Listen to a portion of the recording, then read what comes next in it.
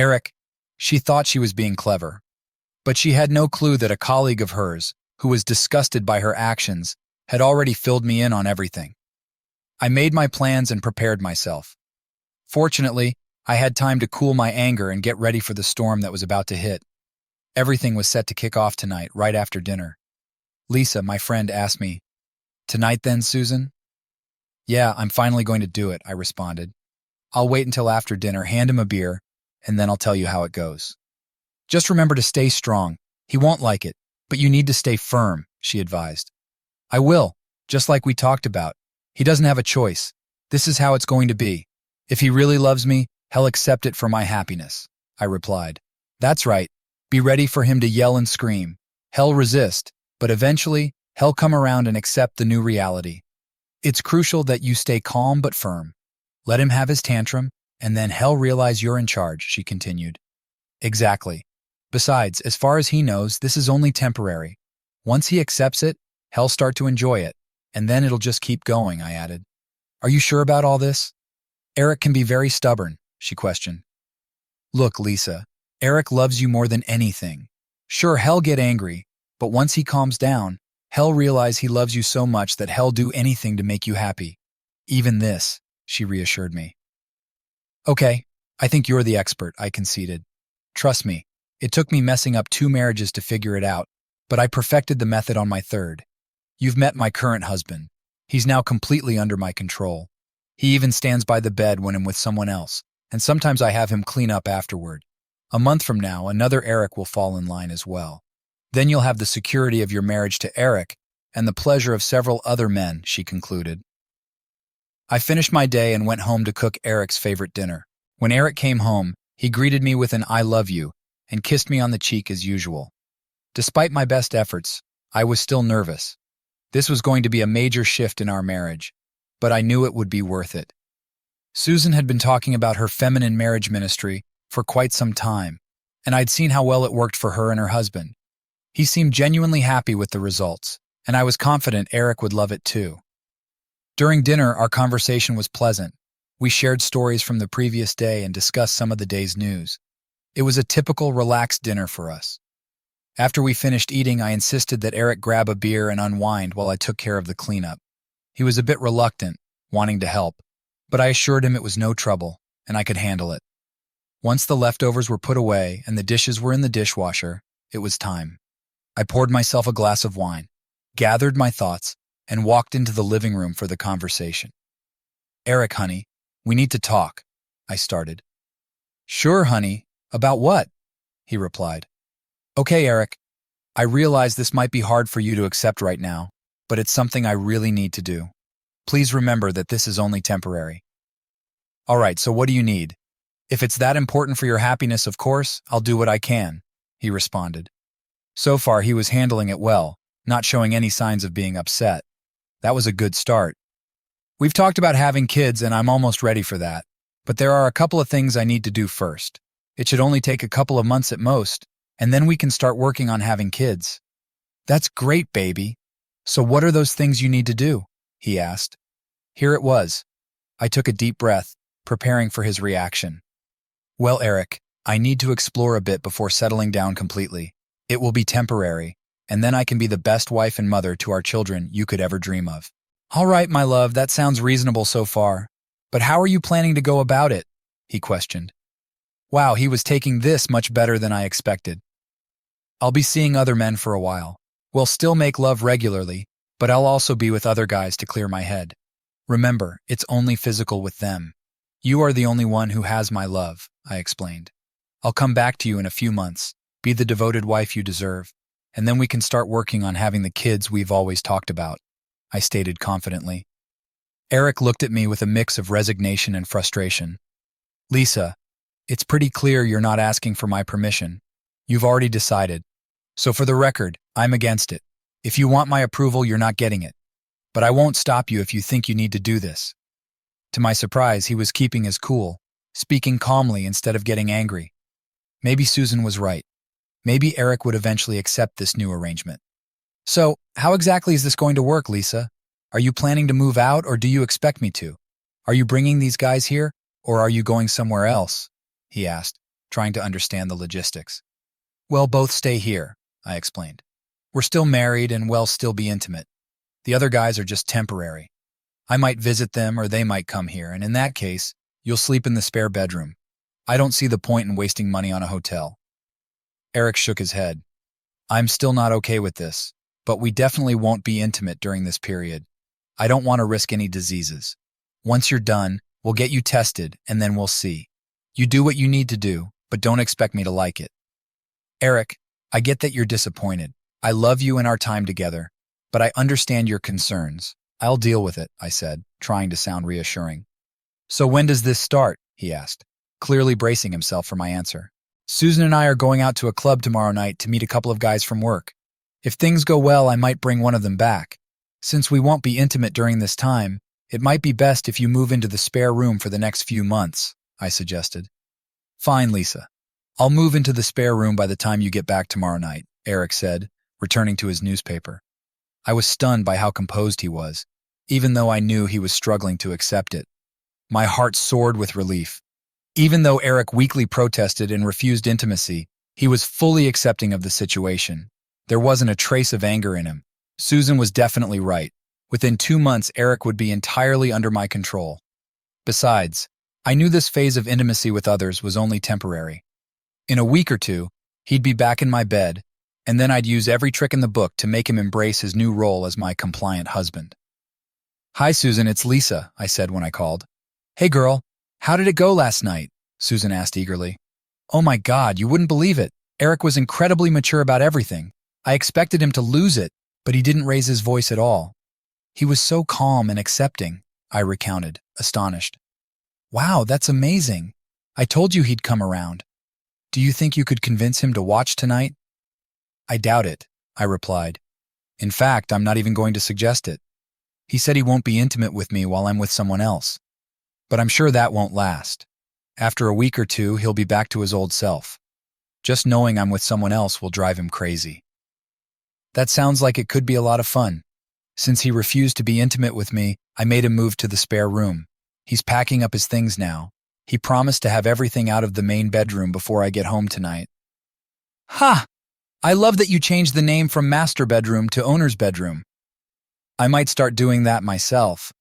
Oh, definitely. Anyway, I should get ready. I'll see you at the club. Okay, bye.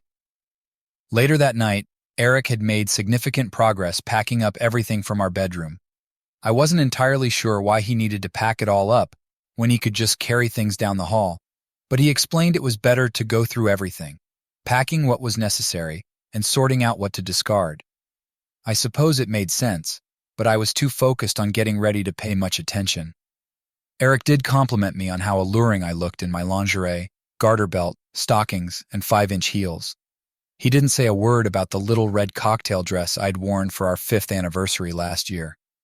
That was actually the only time I had worn the red dress, but I had to admit, I looked incredible in it. I let Eric know I was heading out and planned to be back around 1 a.m. I mentioned that he didn't need to wait up for me since I might not be alone. With that, I grabbed my clutch and got ready to leave. Eric reassured me, saying not to worry. He promised he would have moved out by the time I got home.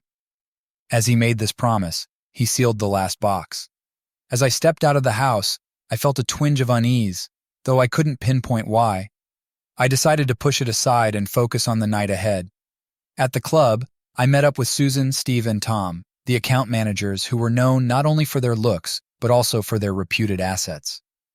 While Eric was of average size, the idea of experiencing something much larger intrigued me, especially with the added expectation that these guys knew how to use their talents. During our conversation, Susan asked how Eric was handling his move to the spare room. As our first round of drinks arrived, I confirmed that he had finished packing and promised to be completely out by the time I came back. Tom seemed surprised by this and asked if Eric had really said that. I confirmed, recalling Eric's words when I mentioned my expected return. Our group burst into laughter at the remark, and Steve jokingly expressed disappointment about Eric moving out, saying he had hoped to involve him in a more intimate setting. I playfully suggested that maybe with a little persuasion, we could consider such arrangements. Amidst the teasing, I noticed that neither Steve nor Tom had asked me to dance. Over the next few hours, We danced and drank.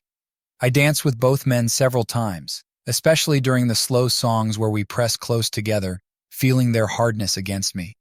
Throughout the night, their hands were constantly on my backside. Later, Susan and I took a break and headed to the ladies' room to finalize our plans for the rest of the evening. We decided the arrangements for the ride home through a few rounds of rock, paper, scissors. I ended up driving Tom, while Susan would ride with Steve. When we arrived at the house, I led Tom through the front door. It was dark inside, so I assumed Eric had already gone to bed. I reassured myself that everything was fine. His presence wasn't needed to oversee things. I guided Tom down the hallway to my room. Of course, all of Eric's belongings were gone. Maybe I should thank him with a handjob for his trouble, but that was something to consider later. Right now, I had more immediate concerns. We quickly undressed, but Tom wanted me to keep the garter belt and stockings on. I had lost my thong a few hours earlier. Whether it was Steve's or Tom's didn't matter. I made enough money to buy new ones. The next 2 hours were pure bliss. We began in a classic position and then switched it up to keep things interesting. We wrapped up that session with me on top, riding him. After a short rest, I enjoyed the playful spanking while I continued. Maybe I'd let Eric try that on his birthday or our anniversary, but otherwise it would be reserved for my other partners. We ended up in the shower before hitting the bed and repeated it again in the morning. Afterward, Tom had to leave to be with his wife and kids, so I put on my robe and went to make some coffee. I felt a bit let down that Eric hadn't made any yet. It was already past 9 o'clock, and he usually would have been up for a while by now. I planned to have a word with him about it. I mean, could he really not make coffee and breakfast, especially after I'd stayed out so late? All this talk of rewarding him for moving to the spare room seemed less appealing now. Throughout the night, their hands were constantly on my backside.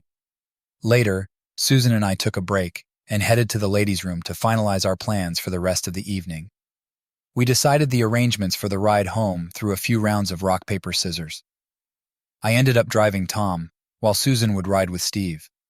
When we arrived at the house, I led Tom through the front door. It was dark inside, so I assumed Eric had already gone to bed. I reassured myself that everything was fine. His presence wasn't needed to oversee things. I guided Tom down the hallway to my room. Of course, all of Eric's belongings were gone. Maybe I should thank him with a handjob for his trouble, but that was something to consider later. Right now, I had more immediate concerns. We quickly undressed, but Tom wanted me to keep the garter belt and stockings on. I had lost my thong a few hours earlier. Whether it was Steve's or Tom's didn't matter. I made enough money to buy new ones. The next 2 hours were pure bliss. We began in a classic position and then switched it up to keep things interesting. We wrapped up that session with me on top, riding him. After a short rest, I enjoyed the playful spanking while I continued. Maybe I'd let Eric try that on his birthday or our anniversary, but otherwise, it would be reserved for my other partners. We ended up in the shower before hitting the bed and repeated it again in the morning. Afterward, Tom had to leave to be with his wife and kids, so I put on my robe and went to make some coffee. I felt a bit let down that Eric hadn't made any yet. It was already past 9 o'clock, and he usually would have been up for a while by now. I planned to have a word with him about it. I mean, could he really not make coffee and breakfast, especially after I'd stayed out so late? All this talk of rewarding him for moving to the spare room seemed less appealing now. After finishing my breakfast bagel, I headed for the shower. The warm water felt wonderful, easing my sore muscles. Since I had no plans for the day, I chose to wear my old shorts and a t-shirt. Since I'd be around Eric, I opted for a practical bra and an old pair of underwear. Just as I finished tying my hair into a ponytail, the phone rang. "Hey, girlfriend," Susan's voice came through. "Hey there," I responded. "So how was Tom last night?" "He was incredible, just as I imagined he would be," I said. "Speaking of Eric, how did he react this morning?" "I'm not sure," I replied, feeling a bit irritated. "He seems to be sleeping in. I was really disappointed he didn't make breakfast or coffee for me. I was thinking of offering him a part-time job as a reward for moving to the spare room, but now I'm not so sure." "Make sure he knows how let down you are and what you expect from him moving forward," Susan advised. "Keep up the pressure, but remember to reward him when he does something right. It'll motivate him to put in more effort." I was getting more frustrated by the minute that Eric still hadn't gotten up. Wait a minute, I'm going to get his lazy ass out of bed, I said, determined. I walked down the hall to the spare bedroom and pounded on the door, calling out his name. There was no response. I tried again, still nothing. Finally, I turned the knob and flung the door open. "Oh crap!" I exclaimed. "What's wrong?" Susan asked, her concern evident over the phone. "Eric isn't in the spare bedroom. His clothes aren't even in the closet," I said, beginning to panic. "Wait a second, I'm running through the house." "His truck is gone, along with all his tools," I realized, the unease I'd felt earlier solidifying into dread. "Oh no," I gasped. "What is it?" Susan pressed. "Eric moved out," I said, my heart sinking. I misunderstood what he meant. He never said he would just move his stuff to the spare room. He only said he would move his things out of my room and then be gone before I got back. I thought he meant he'd move out of my room, but he meant he was leaving the whole house. Crap. "I need to call him and find out where he's gone," I said, feeling the urge to reach out. No, that's a mistake," Susan interrupted. "Reaching out now would make you seem weak. You need to stay strong. Don't contact him. Let him come to you.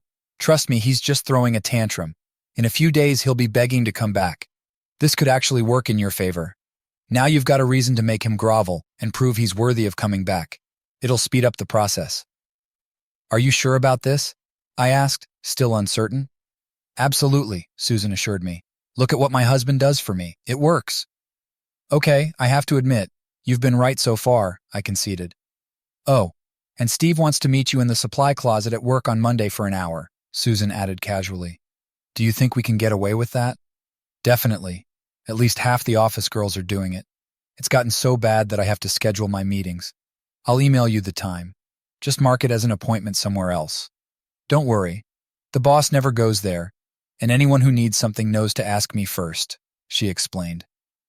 We chatted a bit longer before ending the call. I had to admit, I was feeling a bit unsettled about Eric's departure.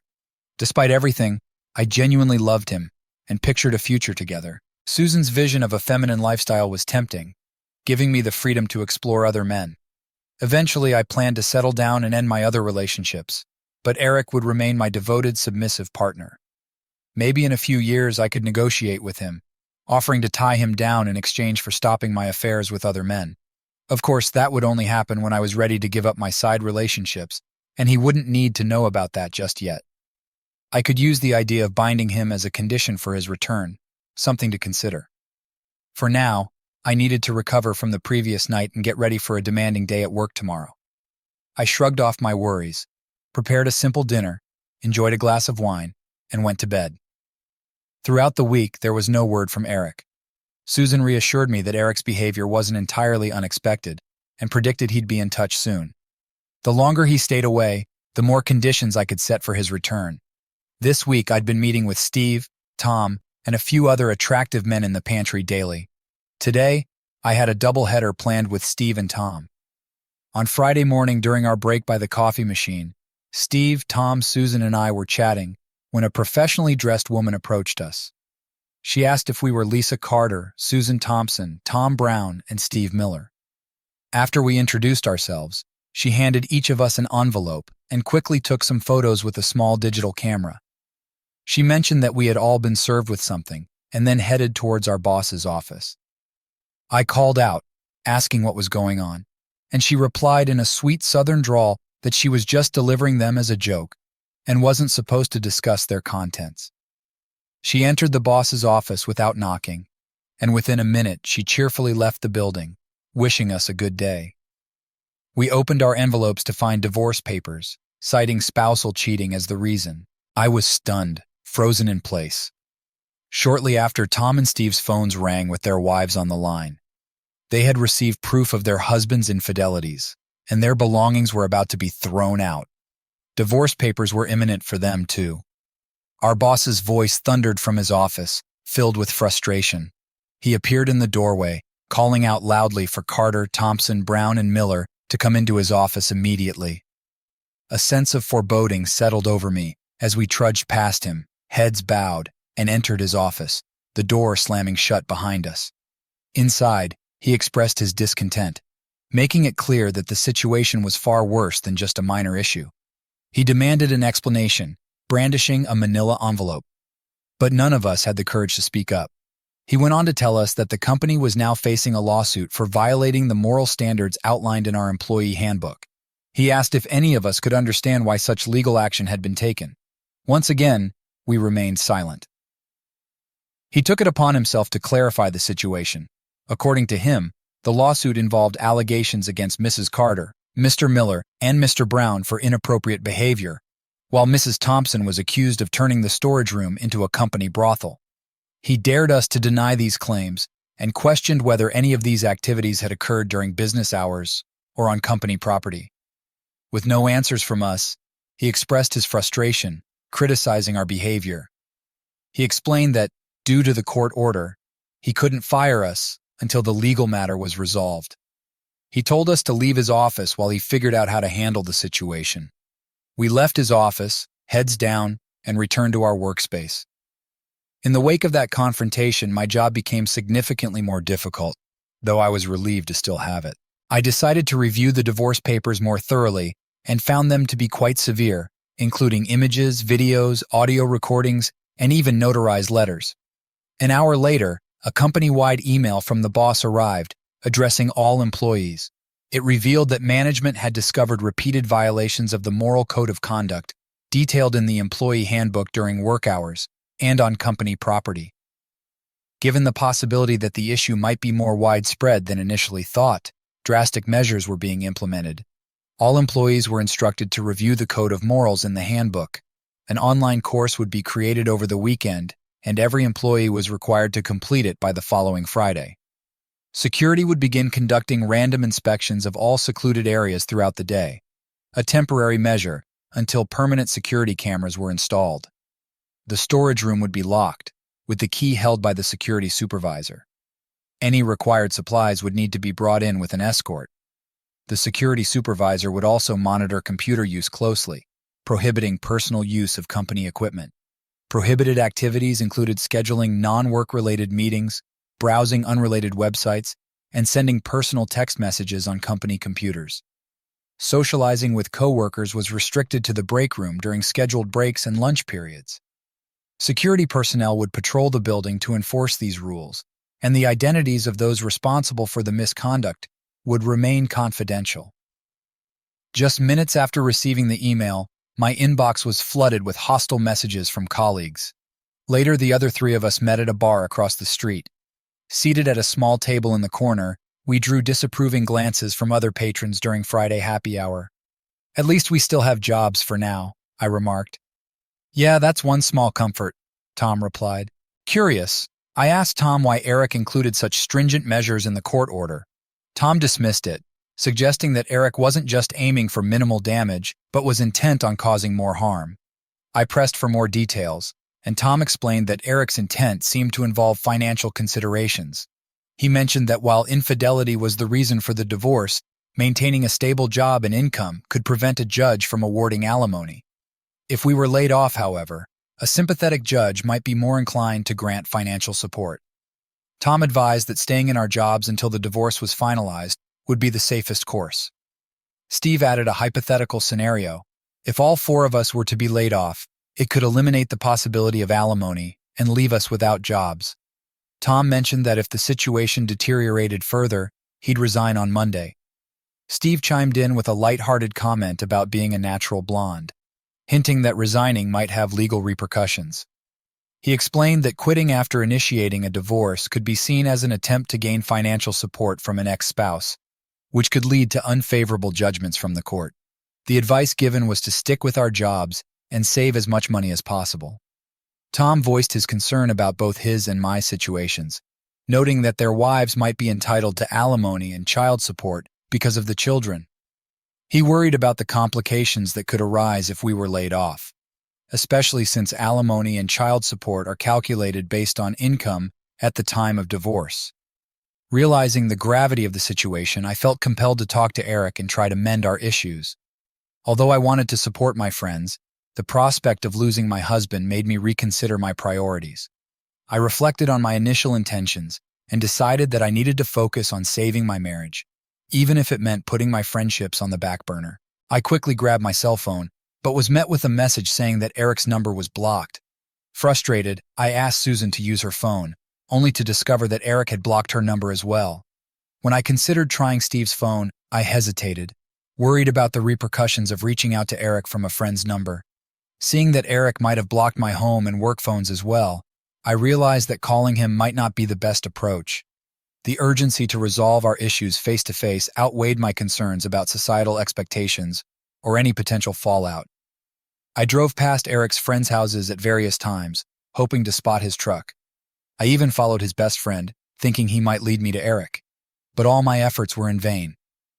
On Monday morning, I parked across the street from his workplace and watched as everyone else arrived, but Eric never showed up. I waited for an hour longer, even though I was already late for work. At that point, I didn't care. I wasn't going to get fired immediately, and being fired after the settlement was a given anyway. I got out of the car and headed for the office. When I saw Eric's office door closed, I asked the receptionist if he was around. She told me he was gone for 2 weeks. I was greeted with a scowl from my boss when I walked in 2 hours late, but I didn't care. All the phones I could have used were blocked, his friends wouldn't help, and I couldn't even send him a message at work. I had no idea where he was, and showing up at his doorstep wasn't an option without an address. My only remaining option was email. Eric always checked his email, so I just had to hope he hadn't blocked me there. With no excuses left to offer, I decided to send him a heartfelt message. I knew I'd been foolish, and that I needed to own up to my mistakes. Eric, I've had a serious wake-up call, and I want to apologize for everything. I deeply regret my actions and the pain I've caused. I see now how misguided I've been, and how wrong it was to try to control you. Despite my recent actions, I still love you completely. I'm deeply embarrassed and remorseful. You did nothing wrong. It was entirely my fault. I'm begging for your forgiveness and a chance to make things right. I'm ready to do anything to prove my commitment and make amends. Please consider giving me another chance. I'm prepared to give you my all and follow your lead, no matter what it takes. I'm offering you my complete dedication and willingness to do whatever you need. With all my love, Lisa Eric. Even though I have no interest in women, I'm willing to do whatever it takes to be with you again. I'll serve you and your friends at a Super Bowl party dressed only in a garter belt, stockings, and high heels, if that's what it takes. If you want me in a specific way, just tell me to bend over the nearest chair, no matter who's watching. I'm ready to endure anything, even if it means you spank me with a leather belt. Just tell me when and where, and I'll bring the belt. I'm prepared to wear a chastity belt and give you the keys as a condition for my return.